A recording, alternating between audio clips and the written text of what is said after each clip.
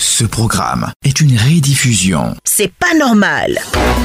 Une situation vous déplaît, vous en avez gros sur le cœur, vous êtes exaspéré par un certain nombre d'événements. Radio Côte d'Ivoire vous ouvre une lucarne pour crier votre mécontentement dans le bon ton, la courtoisie et le respect. Je rencontre le collège des professeurs. On dit code d'inscription en ligne, fiche de renseignement, affecté de l'élève, 6e et 5e, kit d'inscription des affectés de l'élève, 20 000, livret scolaire, RAM, chemise cartonnée et enveloppe timbrée. Je me tiens compte cela. La ministre a dit que je viens payer. Voilà, c'est pas normal ici. C'est moto, j'ai dit. Moto, ça fait accident, ça tue. Mais les enfants, la maman justice, c'est quand ils les parlent. Ils ne vous écoutent non pas. Donc, vraiment, je voulais passer par vous pour lancer un message aux communautés. Il n'y a pas vraiment voir les enfants. Pas chef de brigade du sous-préfet là, le maire est là. Mais ça vit tous les jours. Il y a quelque chose qui ne va pas du tout. Les lampadaires ne sont pas éclairés. Aujourd'hui où je vous parle, je peux dire que l'éclairage public n'en ont pas. Le village est dans le noir. Voilà, donc vraiment, en tout cas, on demande pardon. Venir arranger notre lampadaire, c'est mon cri de cœur. C'est pas normal. Du lundi au vendredi, de 8h05 à 8h30. Vous ne pouvez intervenir qu'une seule fois dans cette émission. 27 20 21 44 48 27 20 24 27 87. Mouka Sassou nous appelle de Mans. Comment allez-vous? Je vais très bien, merci. Et vous? Ça va très bien, merci beaucoup. Allez, Mouka Sassou, on vous écoute. Madame, nous appelons d'abord pour dire merci. Merci au président de la République pour avoir décrété l'année 2023, l'année de la jeunesse. Nous, vraiment, c'est une doléance, il y a une supplication. Nous demandons vraiment de se pencher sur la situation des anciens bénévoles. Les anciens bénévoles, en effet, madame, il faut dire que dès la crise de septembre 2022, pour éviter que nos jeunes frères rentrent dans la rébellion et étaient livrés à eux-mêmes, nous avons donc décidé de les encadrer. Et nous les avons encadrés de telle sorte que ils ont été très formés. La première année, quand nous avons demandé d'être évalués, l'État a décidé d'organiser les examens. Et nous avons eu de meilleurs résultats pendant plusieurs examens. Alors l'État a décidé donc de nous récompenser en intégrant les enseignants bénévoles à la fonction publique. Et ce qui a fait qu'on a fait un recensement, nous étions 10 090 enseignants bénévoles. Et donc l'État a décidé de nous intégrer par vague. Ce qui a fait qu'en 2008, il y a eu 2665 qui ont été intégrés. Et en 2012, 2429 ont aussi été intégrés. Donc la dernière vague, c'est cette vague-là qui est en train de pleurer aujourd'hui, c'est nous. Nous devons normalement intégrer en 2018. Et nous n'avons pas été intégrés maintenant et on a plutôt pris les enfants contractuels à notre place. Donc quand vous enlevez cet effectif-là, il va rester 4996 enseignants qui devaient être intégrés. Non, parmi ces enseignants-là, il y a 2996 qui répondent aux critères d'intégration. Et il y a 2000 donc qui attendent la réinsertion socio-professionnelle. Donc madame, vous savez, depuis 2018, nous avons attendu jusqu'à présent, rien n'est fait. Ce qui a fait qu'en 2002, nous sommes allés croiser madame la ministre de l'Éducation nationale, mais on a tout été reçu par son conseiller technique. Et qui a dit que voilà, il allait remonter le dossier pour que ça passe au conseil juridique de l'Éducation nationale et qu'il nous reviendrait. Mais jusqu'à preuve du contraire, rien. Donc j'ai dit que nous sommes les enseignants bénévoles, nous ne sommes pas les enseignants contractuels. Non. D'accord. Donc nous demandons au président de la République vraiment de se pencher sur notre situation, d'avoir vraiment pitié de nous. C'est une doléance, une prière, voilà, qui nous demandons pardon de penser à ces anciens volontaires. Nous attendons aussi, comme nos amis ont été intégrés en 2008 et en 2012. Nous sommes la dernière vague, nous attendons. D'accord. Monsieur Mouka Sassou, vous êtes toujours à l'écoute de Radio Côte d'Ivoire? Oui, j'ai ça à l'écoute, oui. D'accord. Est-ce que le vendredi, vous avez suivi C'est pas normal, numéro spécial? Oui, j'ai bien suivi. D'accord. Vous avez eu des éléments de réponse? Les éléments de réponse que nous avons eu là, je peux plutôt dire, je peux confirmer que notre problème a été survolé. Au lieu de parler des enseignants bénévoles, on a plutôt parlé des enseignants contractuels. Nous ne sommes pas les enseignants contractuels, non. Nous existons depuis 2002. D'accord. Et un groupe a été intégré par vague. Donc nous, c'est la dernière vague là qui attend maintenant. D'accord. Mais l'invité d'Estelle Assoumou, en la personne de Dr Drissa Ouattara, il a dit, pour certains cas, il n'y avait pas, les diplômes n'étaient pas au complet. Tous les papiers demandés n'étaient pas réunis. Et puis, les différents diplômes aussi, c'était encore en réserve. Voilà. Donc, il a donné des arguments. En fait, il parlait des enseignants contractuels. C'est de cela qu'il s'agissait. Il ne parle pas des enseignants volontaires. Quelle est la différence? En fait, la différence, c'est que nous avons sauvé l'école ivoirienne depuis la guerre de 2002. Donc, c'est en 2002 que nous avons commencé à exercer. Voilà. Et l'État était satisfait donc des résultats des examens que nous avons obtenus. Mais vous n'avez pas été intégré. D'accord. Oui, madame, vous dites? Vous n'avez pas été intégré. On n'a pas été intégré, on a tout intégré puisque l'État a dit que voilà, nous sommes 10 090 enseignants bénévoles. D'accord, on Donc espère. l'État a décidé de nous faire entrer par vague. On espère qu'on pourra encore recevoir Dr Drissa Ouattara pour lui poser ce problème-là, surtout pour savoir à quel niveau est votre statut et puis qu'est-ce que vous devez faire justement pour être intégré, tout simplement, Monsieur Moukassasso. Merci beaucoup, Monsieur Moukassasso. Il nous appelait demain. Le même problème à Morondo Kani avec Koulibaly Aboudraman. Comment allez-vous? Je vais très bien. D'accord. Je vous appelle pour parler du problème des enseignants volontaires. D'accord. Le vendredi, j'ai suivi l'émission spéciale avec le docteur Ouattara. Oui. Quand vous lui avez posé la question des enseignants bénévoles, je m'attendais à une réponse vraiment concrète, mais il est sorti un peu hors du sujet et il a plutôt parlé des enseignants contractuels. Oui. Nous signalons que nous ne sommes pas les enseignants contractuels. Nous sommes des enseignants bénévoles. Nous avons sauvé l'école ivoirienne pendant la crise de 2002. Voilà, nous étions au nombre de 10 090. Et ceux qui ont été intégrés, c'est 5 094 qui ont été intégrés à la fonction publique. Et 4 996 sont restés sur le carreau. Et 2 996 sont concernés par l'intégration. C'est-à-dire répondre aux critères de l'intégration. Maintenant, 2000 sont dépassés par l'âge. Donc, ils sont prévus pour être indemnisés. Voilà donc notre cas, madame. D'accord. Donc nous demandons vraiment pardon au président de la République pour qu'il puisse se pencher sur cette histoire. Parce que vraiment, nous avons vraiment duré sur le carreau. D'accord. On va dire que le ministère de l'Éducation nationale est vraiment interpellé. Si on peut recevoir un docteur Drissa Ouattara pour qu'on se penche sur ce problème précis, celui des enseignants bénévoles, voilà, pour qu'ils aient au moins des réponses et sachent comment se tenir. Donc le ministère de l'Éducation nationale et de l'alphabétisation est interpellé. Le vendredi dernier, on a eu la chance d'avoir la présence de docteur Drissa Ouattara dans ce studio. C'est vrai que le temps n'était pas assez long, donc il n'a pas pu répondre à toutes les questions. Il ne pouvait pas développer également tous les sujets, mais on espère qu'ils sont à l'écoute de Radio Côte d'Ivoire et qu'ils reviendront, bien sûr, pour donner plus d'informations concernant le cas des enseignants bénévoles.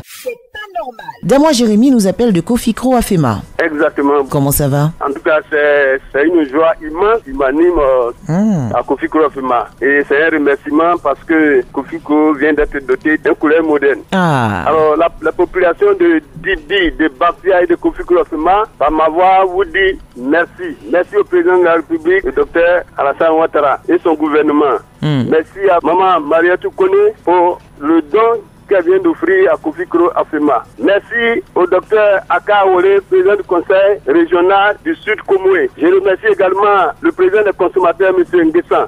Et sans oublier Mme Sali Sirio Konaté, Radio Côte d'Ivoire. Vraiment, c'est une joie immense pour les populations de Bafia, de Kofikro et de Didi pour la dotation d'un collège moderne situé qui va être érigé à Kofikro Afema. En tout cas, c'est un bon. Merci beaucoup. Il faut dire que votre joie, elle est contagieuse parce que ça nous met du baume au cœur. Merci beaucoup, Damois Jérémy. On comprend aisément sa joie. C'est normal. Quand on appelle, on fait des doléances, on décrit certaines tares et quand on retourne, les autorités nous écoutent et qu'ils résolvent des problèmes, on va le dire, pour soulager la population. Quand on retourne, ces populations-là nous appellent. Ça nous fait vraiment chaud au cœur. Merci beaucoup à toute la population de Kofikro Afema de faire confiance à Radio Côte d'Ivoire. Timo Kodeska, vous nous appelez de Mans. Oui. On vous écoute. Oui, je vais parler de la route de mon village. Mans, Guilemou. Guilemou, nous sommes retournés à arrêter. D'accord. Donc, jusqu'à aujourd'hui, vraiment, la route est impraticable. Une voie de Mans, 40 km, on peut passer 4 heures avant d'arriver au village. D'accord. Donc, c'est mon cri de cœur qui est là. C'est quoi, Mans-tout-le-Pleu? Non, je dis Guilemou. Guilemou, nous sommes retournés à arrêter. Exactement. Voilà. D'accord. Merci d'avoir appelé. Le ministère de l'équipement et de l'entretien routier est interpellé. Je pense que les problèmes de route, quand même, sont en train de se résoudre peu à peu, vu qu'on entend moins de plaintes en ce qui concerne les routes. Merci, Timo Kodeska. Kwasi Kwadio Jérôme. Rabondoukou. Oui. Bienvenue, on vous écoute. Madame, j'ai un souci depuis fort longtemps. C'était au titre des impôts qui devaient devenir dans nos caisses. Enfin, nous qui sommes prêts pour travailler. Prenons l'exemple, 1000 francs par tête. les 2,5% de 1000 francs est de 25 francs. Le 25 francs multiplié par le nombre d'habitants de Taoudi, maintenant, c'est 20 000 armes, ça fait 500 000 par jour. 500 000 par jour multiplié par 360 jours, ça fait 181 millions et quelques. Bon, madame, avec tout ce montant, un rond pour pouvoir travailler. Bon, j'essaie de suivre dans toutes les situations. Donc, je prie aux autorités compétentes de voir mon cas. Madame, je souffre. C'est une activité que nous souhaitons faire et recevoir nos pains quotidiens. Donc, c'est mon souci. Voilà, je vous l'appelle. Quel lieu qui va nous prendre cet argent? Ça, c'est tout dans la main de quelqu'un. Mais qui?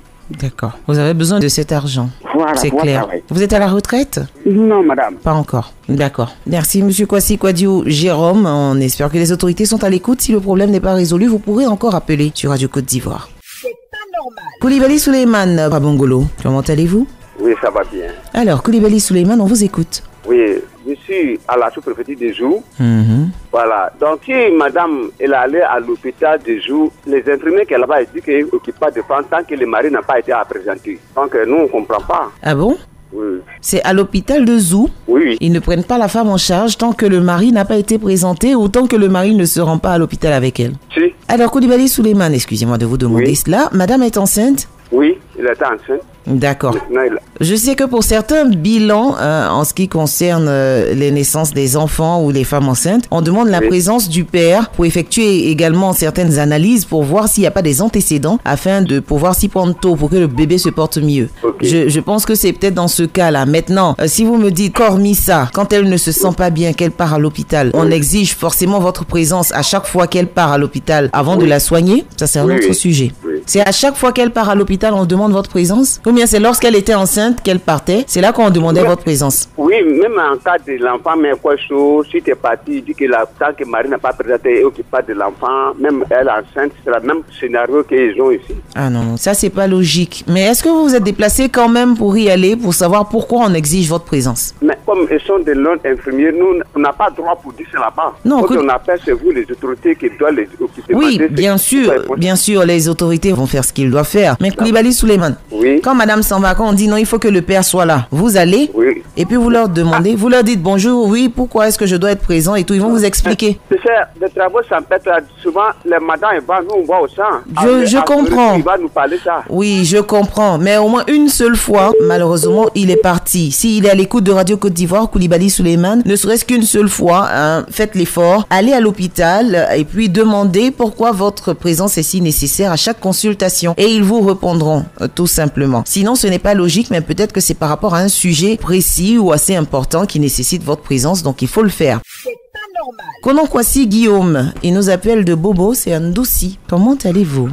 Ça va très bien. Bienvenue sur Radio Côte d'Ivoire. Oui, madame, mon cru de cœur, c'est sur l'autoroute des Zianois au 114. D'accord. La route là, quand on prend la route, on trouve que ceux qui payent les bananes, qui vendent les bananes là, et ils prennent le piéton pour installer les motos, les vélos. Bon, nous qui sommes sur la moto, on ne peut pas prendre la grande voie des voitures. Donc nous, on passe par piéton. Maintenant, on a trouvé que les motos sont garées, les vélos sont installés avec les bananes. Vraiment, c'est pas facile de rouler. C'est pénible. Donc, nous demandons à l'État de voir ce côté-là. D'accord. Parce que si tu veux aller sur la grande voie, tu peux perturber par une voiture. D'accord, donc vous roulez sur le trottoir. Voilà. D'accord. Nous avons libéré le trottoir. Merci d'avoir signalé ce fait, Konon Kwasi Guillaume. Et nous appelait de Bobo Ndoussi. Je dois avouer que la voie Nzianois, c'est vrai que c'est là que certains voyageurs font leurs courses, mais les vendeurs ambulants aussi, ils ne font pas très attention. Il y a d'autres qui s'aventurent carrément sur la route à l'approche de certaines voitures. Sait-on jamais. Donc, il y va de la sécurité des riverains, également de celle des conducteurs. Traoré Kassoum, Ragagnoa. Ça va là-bas? Ça va très bien, merci, grâce à vous en tout cas. Alors, dites-nous ce qui ne va pas. Bon, ce qui ne va pas, madame, bon, vous savez, nous sommes les cultivateurs de la terre. Voilà, bon, nous, on se débrouille dans les bas-fonds là. Maintenant, les produits qu'on prend pour pomper les herbes là. Franchement, le gouvernement a dit qu'il ne faut pas, on va voir les produits étrangers chez nous ici. C'est normal. Mais nous-mêmes, nos paysans même qui fabriquent ces produits-là, actuellement, franchement, ça n'a plus de puissance, mais ça tue plus herbe. Ah, donc c'est beaucoup mélangé. Avant, c'était très efficace. Pardon? Avant, c'était très efficace, mais maintenant, ils ont perdu en efficacité. Voilà, maintenant, ce n'est plus ça, C'est-à-dire, pour pomper, pour faire le traitement d'un bas-fond, actuellement, il faut 50 000, demi-hectares. Voilà, maintenant il faut 50 000. Or, avant, avec 10 000, on pouvait faire pulvériser les herbes pour que ça meure. Mais actuellement, là, franchement, dit madame, j'ai dit, ça ne vaut rien même du tout.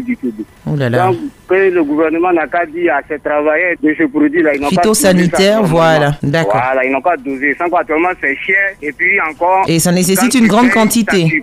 Oui. Voilà. D'accord. Merci beaucoup. C'est bien noté. Traoré Kassoum qui nous appelait de Gagnoire, qui demandait une faveur au gouvernement de Côte d'Ivoire, c'est d'insister pour que tous ces fabricants de produits phytosanitaires puissent miser sur l'efficacité des produits, une plus grande efficacité des produits vu le prix. Nzi Ayoua Lazare, pour nous appeler de Para, c'est à Tabou. Tout à fait, Para de Tabou. Qu'est-ce qui n'est pas normal? Il y a un remerciement d'abord de la part du conseil régional de San Pedro. La semaine passée, il a fait une ambulance à Gurutou pour la fermeture de Gurutou. Mais moi, ma préoccupation est quoi? Gurutou est un peu loin de Para. Par exemple, pour une femme qui est sur soin d'accouchement, on dit bon, on va faire la bilan de Gurutou, venir à Para avant de partir le malade à Djiglo, c'est encore là et puis c'est encore loin pour moi. Donc je demande pardon, le tas de Côte d'Ivoire de faire une bilan à Para. Para, c'est le plus gros village de Tabou. Donc, pardon encore le tas de Côte d'Ivoire de faire une ambulance à Para. Tout à fait, madame. D'accord. Merci, Nzi Ayoua Lazare. On interpelle aussi les autorités locales, sait-on jamais. Il y a le gouvernement, il y a aussi les autorités locales et des personnes qui veulent venir en aide ou apporter leur pierre à l'édifice. En ce qui concerne Para, Tabou, ils ont besoin d'une ambulance. On termine ce numéro de C'est pas normal avec Doumbia Fakoli. Il nous appelle de Boaké. Comment ça va? Oui, je vais bien. Bienvenue sur Radio Côte d'Ivoire. Allez, on vous écoute. Bon, Annick, vraiment, chaque fois quand j'appelle, c'est pour dénoncer un problème. C'est la non-réhabilitation de l'école de mon village. Le village, c'est Djoumandougou, situé dans la sous-préfecture de Morondo, département de Kané. D'accord. Djoumandougou. Chaque fois, oui, Djoumandougou. C'est vrai que le problème n'est pas encore réglé. Mais quand les autorités posent de bonnes actions, voilà, il faut appeler pour vraiment leur dire merci. Et faire savoir à la Côte d'Ivoire que vraiment les autorités sont au travail. Et cela fait 21 ans aujourd'hui que la route de mon village, la sous-préfecture, c'est Morondo. Maintenant, de chez nous à Morondo, ça fait 18 km. Et vraiment, la route était impraticable. On ne voyait même plus les tracés. Aucun pont n'était encore en état d'utilisation. Et aujourd'hui, la chose fait que nous, on passait du minima Manangé pour aller à la sous-préfecture Morondo. Aller-retour faisait 70 km. Mais aujourd'hui, si ce problème il est réglé, on ne peut que dire merci vraiment au président de la République. Donc le problème, il est réglé? Effectivement, aujourd'hui, vraiment, la route a été reprofilée. Elle a été reprofilée, donc ça va, la circulation est plus fluide. Très bien, donc les ponts sont faits. Et donc vraiment, le problème qui persiste en ce moment, c'est la réhabilitation d'une école. Très bien, c'est la réhabilitation de l'école. Qui est à Djoumandougou, dans la sous-préfecture de Morondo. De Morondo. D'accord. Vraiment, la population de Djoumandougou, par m'avoir dit merci au président de la République. Merci au gouvernement de M. Patrick Hachi et le ministère du tutelle. Et vraiment, infiniment merci à Kwame Fofana, le conseil régional de Séguila, avec son équipe. Merci à vous aussi, Doumbia Fakoli. Merci de faire confiance à Radio Côte d'Ivoire et aux autorités ivoiriennes. On espère que cette école sera réhabilitée assez vite. Merci à tous ces auditeurs qui font confiance à Radio Côte d'Ivoire et qui utilisent les 88.0 pour passer leur message, lancer leur cri de cœur et faire leur doléance. Et puis félicitations si vous avez été entendus. Ça nous met juste du baume au cœur et ça nous motive davantage à travailler rien que pour vous. C'est pas normal, c'est tout pour aujourd'hui. C'était C'est pas normal. C'est pas normal. C'est pas normal.